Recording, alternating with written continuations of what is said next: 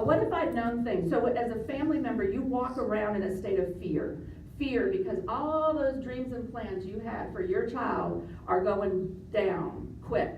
And you can't see any hope out there. You can't see anything that's going to change this equation. And all you can see is that all those dreams are gone. But what if somebody told you that, you know what? It's okay to open your eyes to their addiction because there's good treatment out there. And when they get towards the end of that treatment, there's ways for them to go back to college. They can go back to college as part of a collegiate recovery community. In the state of Alabama, we have 4. Jacksonville State, UAB, Auburn, and Alabama.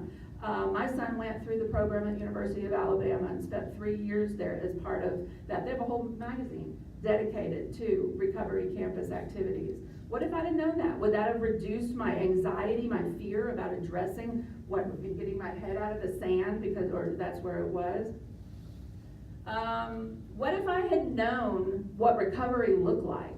That I had no idea what recovery was. What does that even mean? What is that? What if I'd understood that people go on to live normal lives, whatever normal is, fulfilling, rewarding, they have careers, they go places, they do things. What if I'd have known that, they go to ball games, they go to the ballpark and hang out and eat peanuts and watch ball games. They go to the lake with their family. They go to the lake. They don't have to sit and drink a beer at the lake. You can have fun at the lake without a beer. They go to the beach. They even go to concerts. That's my son at Bonnaroo last summer, 6.5 years sober. How many people think of somebody in recovery at Bonnaroo? Not your first place you'd think of it, is it? But you know what? They have a big tent there called Soberoo. It's got big yellow balloons on it. And lots of sober people who love music go to a concert. They just do it in a way that allows them to keep their recovery first. They graduate from college.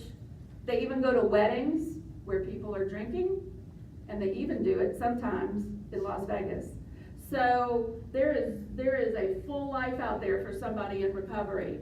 What if I had known that the most amazing, inspirational, humble, gracious, hardworking, transparent, amazing people that I have met in my life are people in recovery? It's why I do what I do today. Because when you have walked through that path and you have gotten to the end of it, and you get to still live and be on this earth and make a difference in someone else's life, there is a huge sense of humility that goes with that, and grace that is hard to find any place else that I've ever found.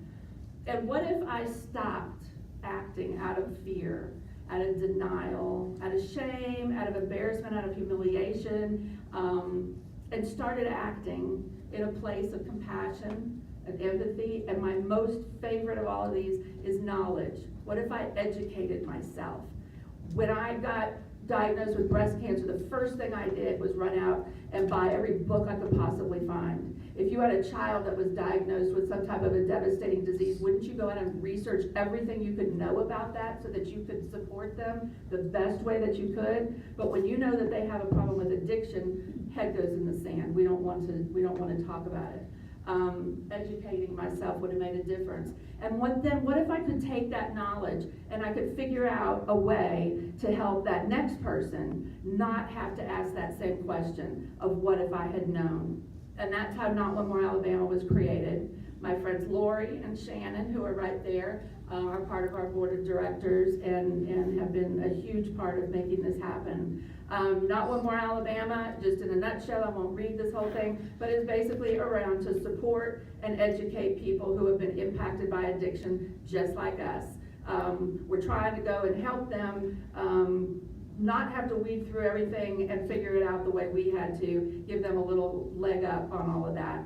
One of our biggest things that we're getting ready to debut, and we will be doing that here in the next few weeks, is we've just created a Discovery Room trailer that is set up like a young person's bedroom, and it will have items hidden in it so that family members, parents can walk through and identify things that they may not have normally been able to see, and it'll set the backdrop for a lot of education. And then we are hosting the End Heroin Huntsville Walk on August 18th, and we would love for all of you to come out there. Just a chance to support those people that are still struggling and to provide education and resources to people.